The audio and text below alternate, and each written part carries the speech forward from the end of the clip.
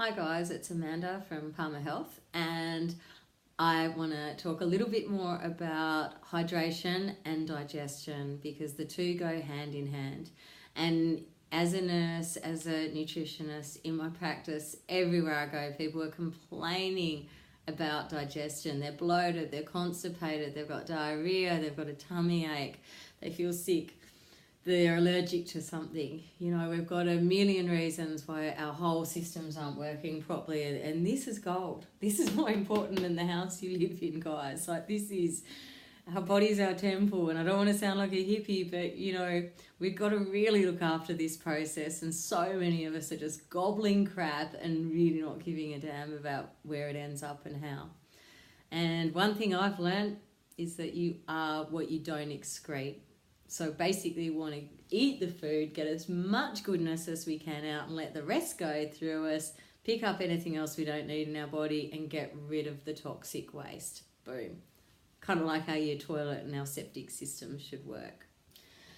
And if your council wasn't looking after your waste that came from your toilets, you'd be furious, wouldn't it? If you had a big blockage and it was all bubbling back up every time you ate it and your bathroom was getting full of shit. I wouldn't be happy. So, first of all, saliva, 99.9% water, incredibly important to start the chemical process of digestion. We need it to mix in with the food and prepare it for the stomach. Before we get to the stomach, our teeth, I'm a terrible drawer, but our teeth are really important in digestion to chew the food. So we need good strong teeth, which relies on a lot of calcium and magnesium absorbed from our food, which is going to happen down in the small intestine, to make sure we can chew enough. And a lot of people these days are actually getting sore mouths. They're tired of chewing because they're out of practice.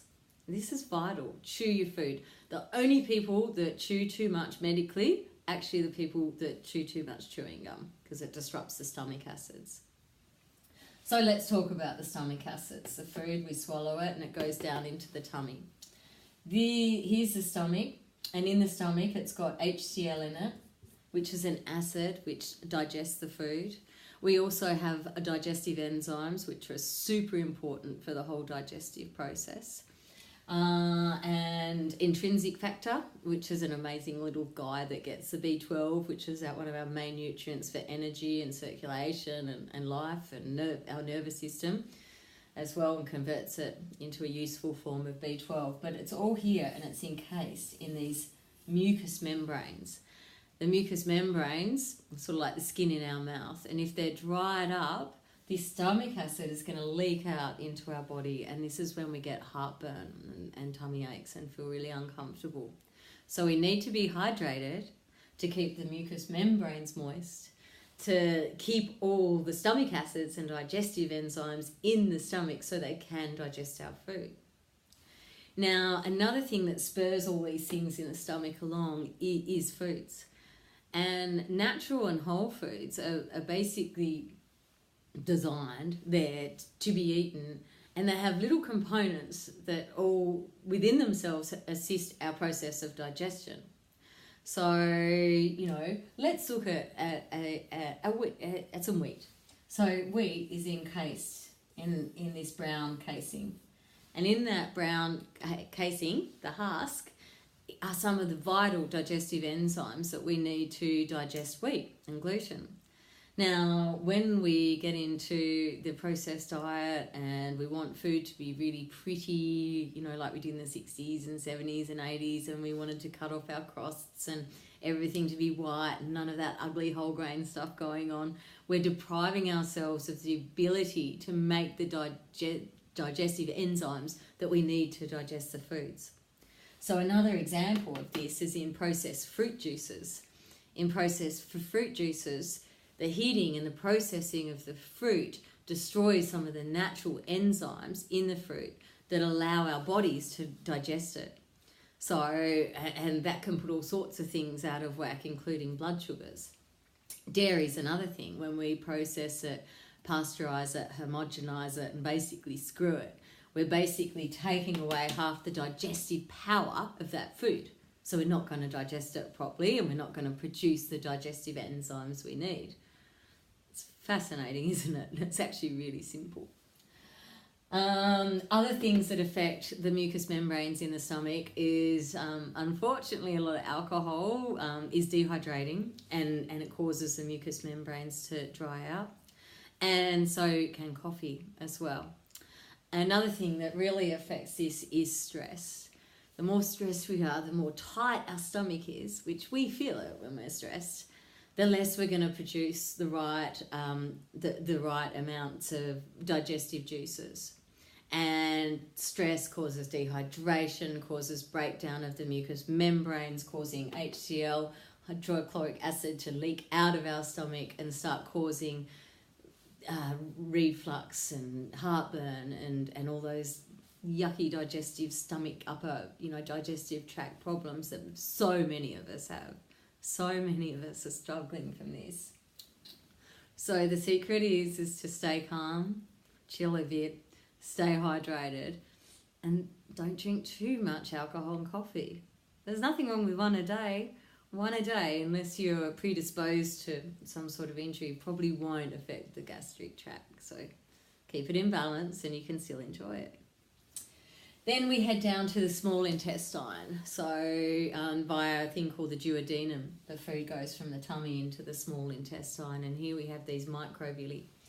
We see them over here. They're obviously the small intestine's a tube, but inside the tube we have these little hairs.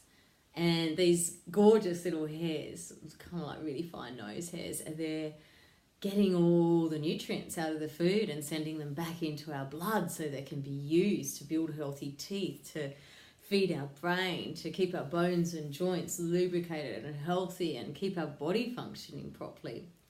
And if these hairs aren't flowing, they can be flattened, and many of us in the modern world have flattened hairs.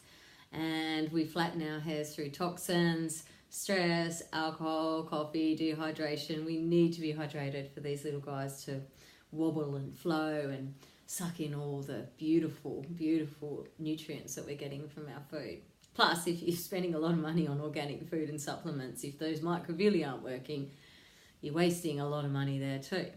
So let's get back to the source and fix that first. Things that destroy the microvilli, antibiotics, pesticides, processed food, caffeine, alcohol, dehydration. So let's get back into the high fiber foods. Let's, look after our systems, and let's wake up these guys. Let's get them moving again. Proper digestion in the stomach is going to have a huge effect. Leaky HCl can destroy the microvilli very quickly too. So let's look after the upper digestive tract to then take care of the lower. When we get down into the bowels are these soft, squishy, big sausage things that keep contracting, pushing the food along. Now, these guys often get the food, it's often quite dry here because a lot of fluids have been reabsorbed in the small intestine. So often we need to draw fluids into the large intestine to add weight to the feces, to make the feces, the poo, nice and soft and like a joy to excrete, because we all know what a good poo feels like. Let's enjoy it. Let's make it the best ever. So we've got to look after these intestines, and what happens with stress, with a lack of fibre in our diet, with illness, is that we can start getting these skin tags on the inside and pockets on the outside of the intestine that can fill up with pus and gunk and all sorts of food. And you can end up with a toxin stuck in the pocket, and then we start getting pus around it. It makes it a great place for bacteria to grow. Bacteria and worms love to grow in a warm, moist environment. And if we're dehydrated, all these guys are basically drying up, and we don't get that fluid flushing through that should be flushing all the gunk out of those pockets and from around the corners of those skin tags, also known as polyps, that we have inside our intestine. Another major problem we have as well when we get to the intestines is chlorinated water. When we're drinking bottled water, which is often chlorinated, and water from our municipal tap, Chlorine is a bacterial killer, but it's indiscriminate. So it kills good and bad bacteria. So every time you're taking a sip of tap water, you're effectively destroying those pre and probiotics in your gut and those essential digestive enzymes and everything we need for really good digestion. So it's really important that we clean up our water to clean up our digestive system too. Many digestive issues are actually resolved when someone starts drinking good quality water. You don't need to spend a lot of money to have a good filter system either, by the way.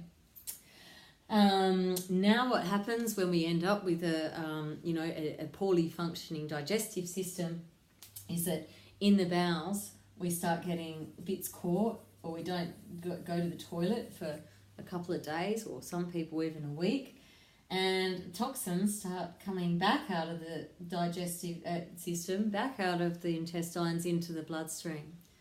And watching someone die of a bowel obstruction is one of the hardest things I've ever seen in my life.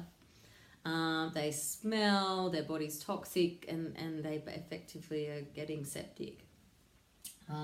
Same up here in the small intestine, the toxins start getting taken back into the system, and the liver and the kidneys are working overtime, and we need to be well hydrated for the kidneys and liver to function properly. Plus, going back to the liver, we've got this gallbladder attached to the liver, and the gallbladder secretes bile. Bile's that really yellow thing you throw up when you've been really sick, or got some sort of gastro going on. And bile is once again 95% water, and the bile secretes the bile is secreted into the intestines to help the digestion of essential fats. So if we're eating processed fats, we're secreting too much bile, we end up with gallstones, and we also end up really, really unwell and unable to enjoy fats, which are some of the best foods on the planet. So just remember, you are what you excrete. Start getting hydrated. Hydrate yourself with good quality water. Eat a high fibre diet. Chew your food. Choose whole foods. And you should be good. I hope this helps. Stay cool, stay safe, and digest your food. Thanks.